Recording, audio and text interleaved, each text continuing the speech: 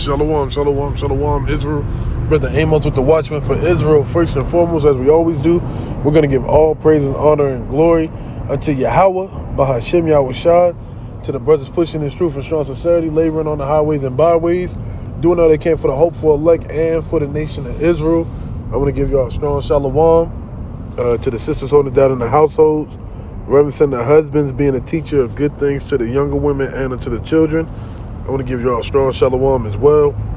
And to the men and women forsaking this world and forsaking the ways of this world, I want to compel y'all to be at the Church of Berea, search the scriptures daily and diligently to see if the words that be spoken to you are true or not. Right? Let the words of Yahweh Hashem Yahushua be true and every man a liar. Right? So, cold cuts, quick snack, long time since I did one. It's been a hot minute, right? But we're going to touch on Matthew 6, 33 and 34, right? Just a quick reminder, to help Israel keep their mind focused and steadfast on the Lord in these last days, right? Matthew 6 and 33 reads, "But seek ye first the kingdom of God and his righteousness, and all these things shall be added unto you."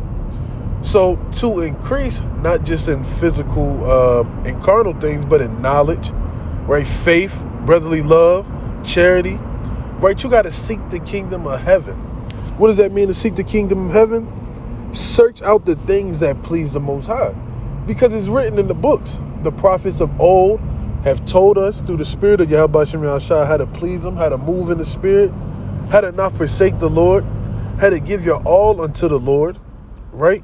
So if you want, to not have to worry about being clothed, if you don't want to worry about where your next meal will come from, because the Lord, as you read in a few verses ahead, the Lord provides for the birds. How much more us, who are his chosen people, right? How much more us?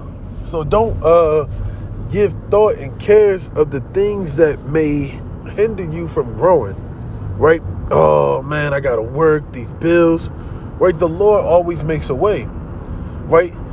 The Lord always makes a way for his people. And all these things will be given to you once you start to seek the Lord's righteousness, right? What does it mean? Righteousness is keeping the law, statutes, and commandments. That's how you seek the kingdom of heaven, right? Verse 34, "Take therefore no aught for the morrow should take thought for the things of itself.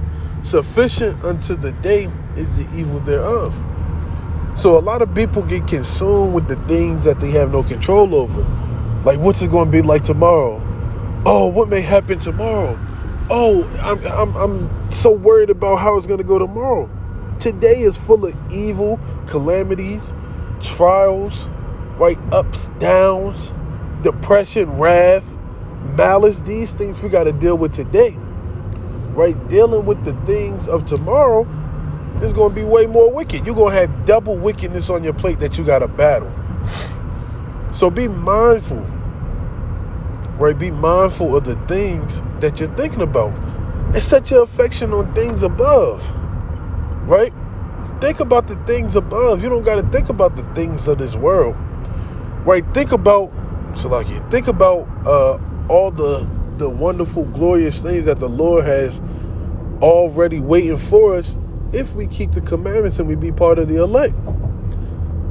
The Lord provided enough understanding for us to know that we're Israel, that we got to keep the law, statutes, and commandments. We got to keep the faith, the charity, the brotherly love, all things that are beautiful in the sight of the Lord. So seek out the kingdom of heaven, right? Make sure you're doing all these things so you can be presented blameless before the Lord. So that you can walk with your nose pointed towards the kingdom and not looking back and remembering Lot's wife. Because she looked back. And what happened to her? She was turned into a pillar of salt. You don't want to be that pillar of salt in this truth. Right? You want to be that tree set by the bush or set by the riverbank that's constantly being nourished, right? You want to grow like a cedar in Lebanon. You want to flourish in the courts of our God. And right now we're building that spiritual temple. So you want to be amongst the court, that spiritual court, right? The people who are seeking out the things that please the Lord. So continue to look for the kingdom of heaven because it's within us. And what does that mean?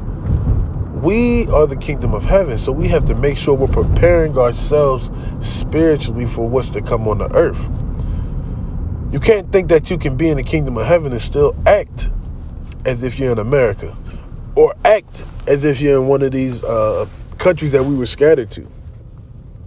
So with that, I say, Israel, continue in the faith, continue in the love, and do all things to magnify the Lord's name. With that, I say, Shalom.